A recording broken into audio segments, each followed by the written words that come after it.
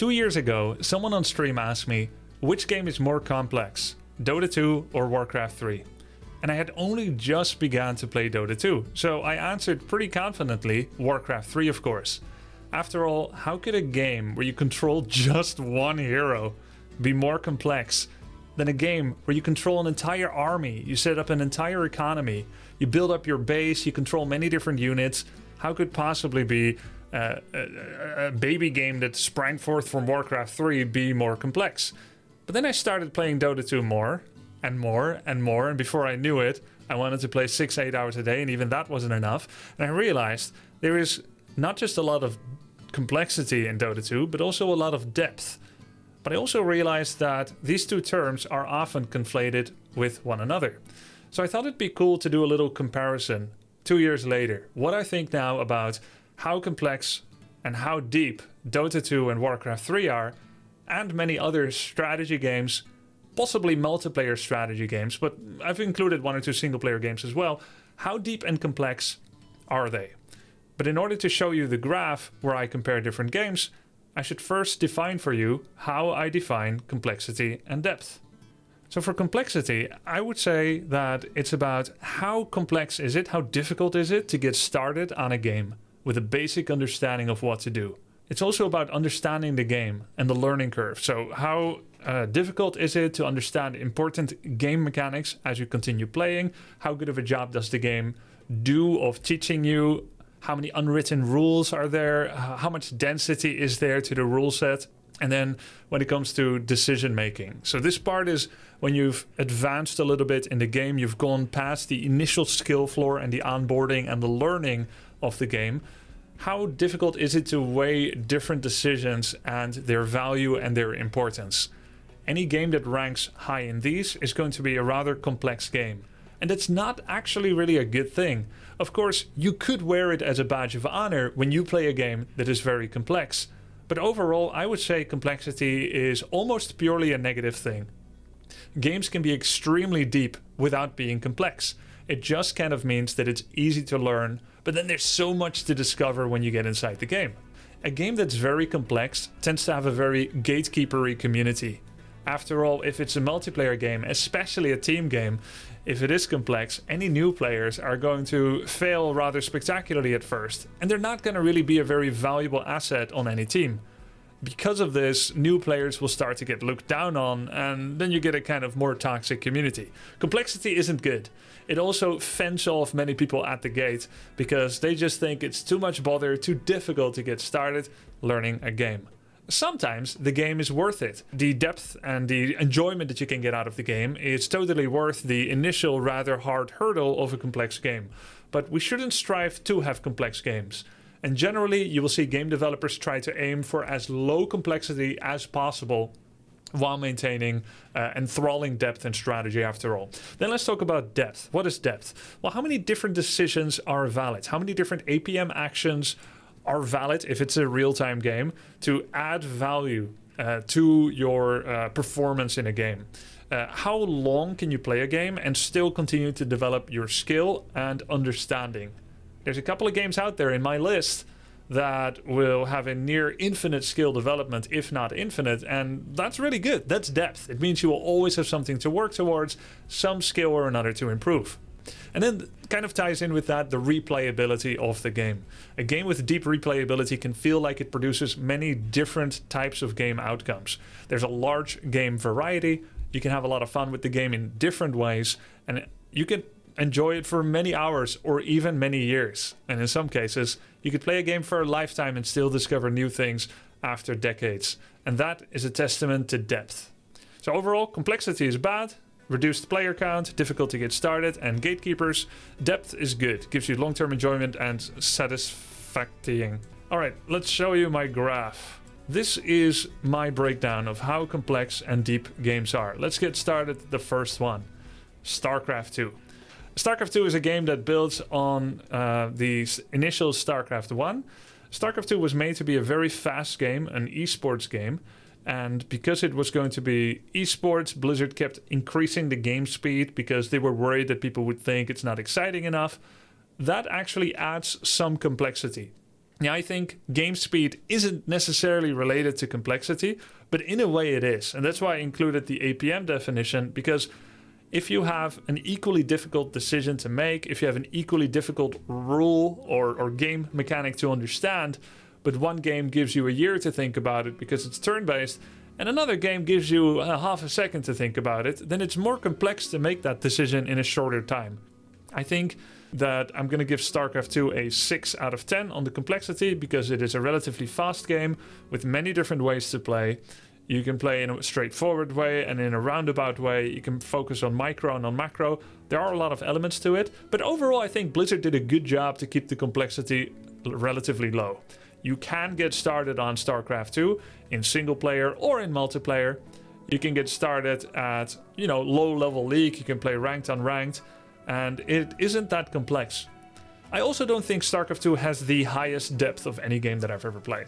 I think it is deep, it is very interesting to get into the nitty-gritty, and it does have infinite skill development because of the speed components, because of the min-maxing, the maximizing everything. But overall, I think StarCraft 2, it's a satisfyingly deep game.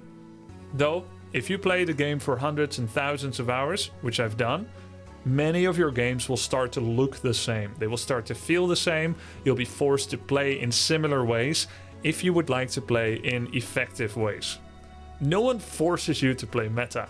You could play off meta, and then you can have a lot of variety. You could do a Tempest Rush, you could do Widowmine only, and now you have more depth, right? But if you're looking to be competitive in the multiplayer aspect, of course you will always converge towards more common metas, which is normal because those things are generally more effective. And that also means that your games will start to look a little bit less varied. And that hurts the depth a little bit. Move on to the next one, Warcraft 3. I think Warcraft 3 is, without a doubt, compared to every other game, except maybe MMORPG World of Warcraft, but that's complex or deep in different ways. I think Warcraft 3 is Blizzard's most complex game ever. This is because it's an RTS and an RPG, right? So you've got the whole hero component. One criticism by non-Warcraft 3 lovers, who, of course, I would never tolerate in my presence, right? Non-Warcraft 3 lover, get out of my house. But of course, I've heard about these creatures. People that didn't like Warcraft 3 as much, they criticized the fact that the heroes in in the combination of standard armies that have standard counters and counter types, heroes kind of throw that in flux. After all, heroes don't have a standard counter type as units do. You can have a rock, paper, scissors with units, and then a hero is a gun. Good luck with your rock, papers, and scissors. I got a gun. Beats everything, right? That's sometimes difficult to understand. There's also the really complicated component of item management. You can sell items, you can buy items, you can buy lots of different items. You can give items to 3 different heroes. Who uses it the best, right? Then you've got all your units, your micro. Every unit has 1 or 2 abilities that you can additionally use. So that adds a lot of complexity. The advertised goal of the game in a multiplayer competitive game of Warcraft 3 is destroy all enemy buildings, but you're expected to leave the game when you've lost before you lose all buildings, because you're supposed to know when you've lost based on your army losses or your hero losses. So even the exact win condition doesn't completely line up with the advertised win condition, right? Of course, you could stay until your final building, but that's considered kind of bad-mannered. It's not, it's not respectful. It's not sportsmanship. But you could do that anyway. It's not like football, where after a set amount of time the game ends, and that's clear. So, and then there's of course the gold management. Warcraft 3 gold management is very complicated. It's very complex. In other RTS games, you get more money, then you make buildings, then you make units, and then you get more money, and then you make more stuff. That's it. Right? But in Warcraft 3, you have an upkeep system, which many turn-based strategy games have, such as Civilization and Age of Wonders. The more units you have, the more gold upkeep you pay per game unit time, where you have to sustain those armies on the field. That means the bigger army you have, the poorer you get, which is actually reflective of real life, right? They cost maintenance. But most RTS ignore this realism component. Warcraft 3 actually has an upkeep system because Blizzard was worried at the time when the game came out in 2002 that machines that were modern machines then, the average denominator machine, wouldn't be able to run Warcraft 3 with the 100 supply army cap or the 90 supply army cap that they had then, if the maximum amount of players of 8 players were in a game. So in order to kind of soft cap it, while at the same time allowing larger armies, they incentivize towards smaller armies by awarding you with more money if you stay on the smaller army, like 50 supply, 40 supply, 80 supply, 70, instead of going for the full 100. So that was not intended to be a fun game mechanic, but now it's part of the game. I personally love it. I think I've done a video on it. I could do more videos on upkeep, but it does make Warcraft gold management a lot more complicated. And that's actually not a great thing for player growth and new player onboarding. But at the same time, Warcraft 3 also gives you the reward of the depth of gameplay, because honest to God, I could play 5,000 plus games of Warcraft 3 and each game could feel different because of the variety of different item RNG, different items you could pick up, different heroes that you could go with. There is so much depth, and that has kept the game 22 years on still interesting for me. This is a relatively new pickup that I went for, Mechabellum. It's an auto battler, and it's $15 on Steam, and it's still in early access at the time of this video, which is July 2024. Game is actually not all that complex. It's pretty easy to get into. There is no micro component. It's an auto battler, so you have a planning phase where you place units, and then you have the fighting phase where the units just automatically fight each other. You watch it, and then you make decisions.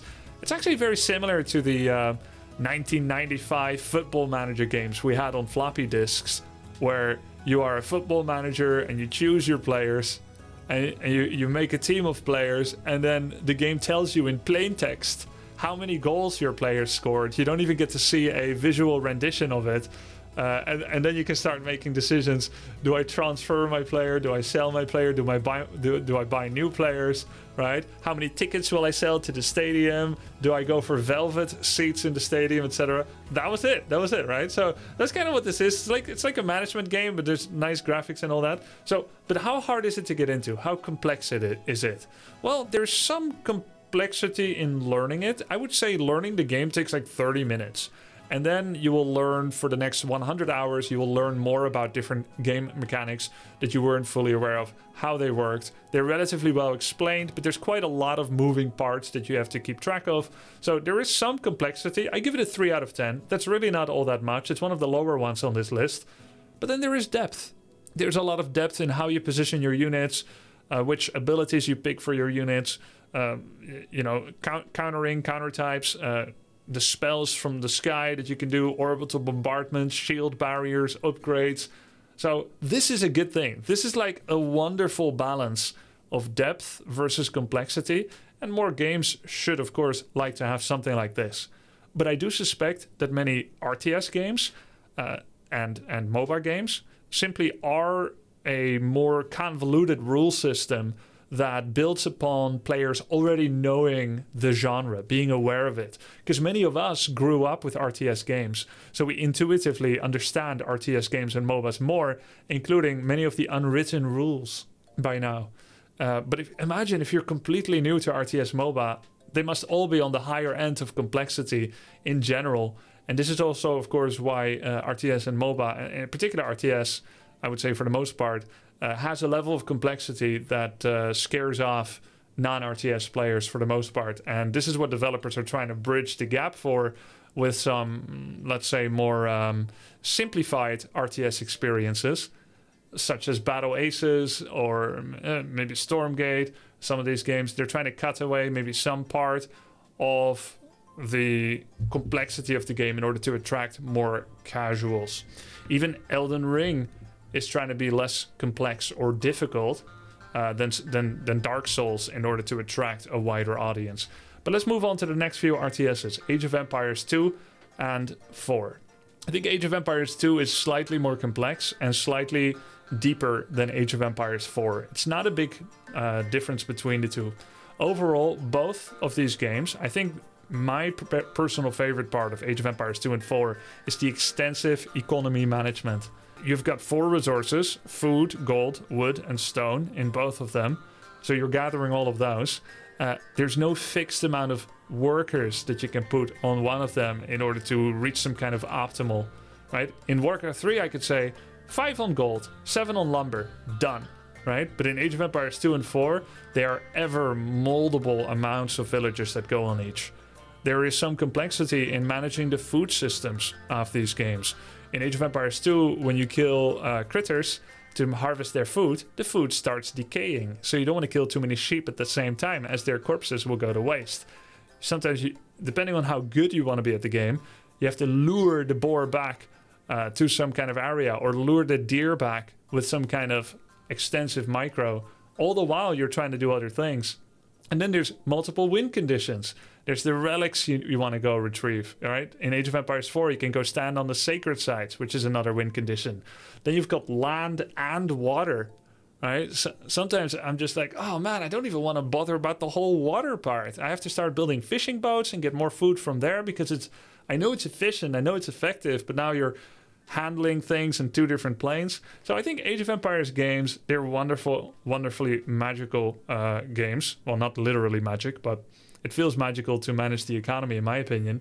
And they're deep and complex games. Slightly less complex, I would say, than Warcraft 3, but I would say probably not less deep. With the amount of different civilizations that they have that you can enjoy, there's a lot to learn. There's a lot of variety in your playing experience. Then we get to Starcraft 1. The complexity of Starcraft 1, I think it's slightly higher than Starcraft 2. Starcraft 2 has a lot of streamlining in its control schemes, mouse and keyboard management. You've got multiple building selection. You've got infinite army control. You can have a hotkey that controls all of your army at the same time.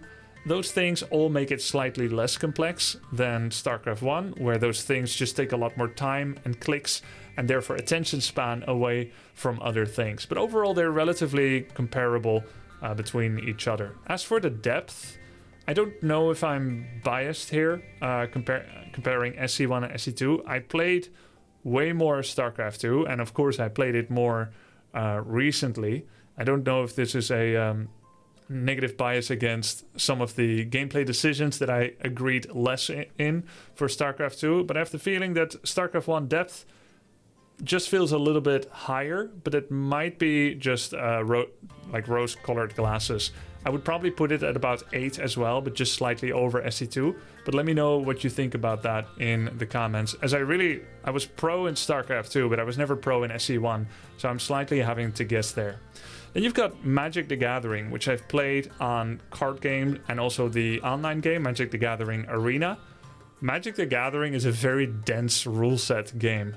It's the kind of game where when you come back from a break, you need to read the card set that is currently being played, and you're literally reading like 200-300 cards in a row, seeing what they do. They all do something wildly different, and then you can start deck building, and then you can start playing, and then you have to remember to announce when you're gonna start your attack phase, but you're not attacking yet, and then you're gonna attack, and then your opponent will announce blockers, but they're not blocking yet because you can still do interrupts, etc., etc., etc. It's very complex. It's definitely more complex than the Pokemon card game that I used to play back in the year 2000 or whatever, but very deep game as well. I would say it's even deeper than it is complex. You can learn the basic rules of Magic the Gathering and start enjoying it, but if you're not playing on the computer, you're probably making so many rule mistakes if you play with a rudimentary understanding of the game. You would really need to let the computer manage the rule set in order for you to not constantly accidentally break the rules, which I guess is fine if you want to do that with a friend. Then let's get to Hearthstone. So Hearthstone is Blizzard's entry, of course, into the card game genre that was by design meant to be far less complex. In fact, they tried to remove so much complexity that many of the cards in Hearthstone read, "Summon an amazing invention, get an awesome treasure," and they're not even going to explain what that means. Like when I saw that design philosophy for when the game came out, I couldn't believe it. I like tooltips, I like clear tooltips, I like over explanations, and I'm not needing to be coddled by the developer being afraid that I'm going to be scared off by overly complicated explanations. Hell, my favorite card in Magic the Gathering way back when was Tackle Maggot. Tackle Maggot was so verbose in its mechanics that they had to shrink the font to something barely legible in order to fit on the card, just to explain everything that it was doing. I'm not scared of that, but, you know, Hearthstone, summon an amazing invention. Okay, I guess I'll just summon it, I'll see what happens. So it is not that complex. The game takes a lot of responsibility out of your hands. That doesn't mean that the impact of its effects don't end up mattering, or that as you get better you don't end up factoring those into the possible permutations of what could be happening when you make certain plays. But overall it is also a lot simpler, isn't it? They took away the component where you have to play lands in order to buff up your mana. You simply get 1 mana per turn extra to a max of 10, or at least it used to be until max of 10. Nowadays there's cards that increase your maximum mana crystal count, apparently. It's a crazy set right now. I just played a little bit of Hearthstone Standard and I can't believe how strong some of the cards are. What happened to the 4/5 Yeti for 4? Now if you play a 5/5 card for 5 instead of getting a 5/5 for 5 and that's it, you also draw 5 cards! I can't believe it. I can't believe it. But not that complex. But I also think Hearthstone is not that deep compared to many of the other games on this list. Quite often you could have a hand. After you build a deck from the internet. You just copy a deck from the internet, and then you get a hand, your first turn hand, and then you know exactly what you should mulligan. You mulligan, you find your optimum cards, and then you just play those. You just play the correct cards, and there's oftentimes not two ways about it. Sometimes there is. Some decks are really complicated with Shadow Step, Miracle Rogue, and all that. But in some situations, it is just really obvious there's only one play, there's not two ways to do it, and I think that's a sign of like a little bit less depth than I personally usually prefer, and it could end up getting boring if you like really, really deep games. But it's perfect for semi-casual, semi-try-hard play, I think. And then we get to Elden Ring. Elden Ring, I think, is neither very complex nor very deep. Now, these are not the only two metrics that you can attach to a game. Not being deep doesn't mean not fun. But it is, let's say, pretty straightforward in Elden Ring how to advance. Just be better. Don't stand in the fire. Don't get hit. Don't get kicked. Don't get tackled. Don't get grabbed. Just dodge. Have good mechanics. Just dodge and then hit them. Don't be greedy. And if you keep hitting them and you keep not getting hit, you'll advance through the whole game. So that's pretty... Right, it is not that deep. Now, there is some depth, right? In Elden Ring, you've got 160 weapons or 350 weapons or whatever, right? After the DLC, there's many new weapons. Many of them have a different move set. Personally, I am too bad to play 25 different move sets for a single weapon, right? Duck stab, backward stab, roll stab, jumping attack. No, I'm mostly using like 4 different attacks. So that's partially a skill issue. But I don't think whether you use a spear or a sword or a shield, it hugely changes the game. Some people may disagree, right? I see people play Elden Ring to finish 5 times, 10 times. They do New Game Plus. Now they want to play with a different weapon. They want to play with another weapon. They want to do it again with another weapon. To me, the game would start feeling more samey. I would defeat the same enemy again and the same enemy again. In mostly similar ways. There's not like a roguelike element that creates new permutations all the time, as far as I know. Though, I guess you could add mutators to the game via mods that create a lot of variety. Though, I'm inclined not to include that in the main game. I think Elden Ring is a 10 out of 10 game, but not because it is overly complex or necessarily overly deep. And I don't think it needs to be. So this is not like, oh my god, Elden Ring is the least deep and the worst game on the list. No, I just don't think... I think it's a pretty straightforward game experience, and it is freaking awesome, by the way. Then we get to Slay the Spire. I think that's the only game that's single player on my list. I wrote the text first, therefore I had to bend the depth graph around it. In Slay the Spire, you could play for thousands of hours and still not know what's the right play. every decision you make, it is very difficult to know whether it is optimal. You can develop your skill and understanding over thousands of hours and still get better. Many things need to be tried out, but you won't really know whether they were good or not until you get an extremely large data set of trying things out. Because of all the different RNG, all the different forks in the road as you go on, it's very difficult to know what are the right decisions. But is the game hard to get into? I think it's not too hard to get into. Probably more than Elden Ring, where you really can just start, swinging your sword around and summon Mimic. It is a bit more complicated to get into than Elden Ring. But overall, it is also wonderfully simple in getting started. The concept of just starting with strikes and defense, and then beating the initial opponents at a relatively low difficulty of Ascension 0, that's allowing people to get into the game and with a very low complexity, I would say. But it's very deep. I think it's one of my favorite games of all time. And together with Mechabellum, I think you've got two games that are easy to get into, but are very deep. They're a great product of the last few years of game development. Then, DotA 2. I just maxed it out in both. Graphs. You see it right there. 10 out of 10 on depth and complexity, right? Partially, Dota 2 is extra complex because of emotionally juvenile teammates. There, I said it. Any team game is going to be more complicated in a way, more complex than a single player game. There are many unwritten rules. Dota 2 assumes that you know things about respawning creeps, creep stacking, the role system, which some of these systems are explained in the in-game tutorial, right? Stacking, I think there's a tutorial for that. It explains you probably about roles, but even the role system is so fluid that even after you learn the tutorial perfectly and you watch a couple of videos on the role system, who's position 1? Oh, that's the carry. Then you've got the position 2. Oh, that's the mid laner. Okay, 4, that's a roamer. Except depends on the meta. Sometimes it's a roamer, sometimes it's not a roamer. Even after you understand the role system, even people that have played thousands of hours can still disagree what it is you're supposed to be doing as one role or another. Can you imagine football and people start arguing that in the current meta, the goalkeeper should join offense and become a striker? It's unheard of, right?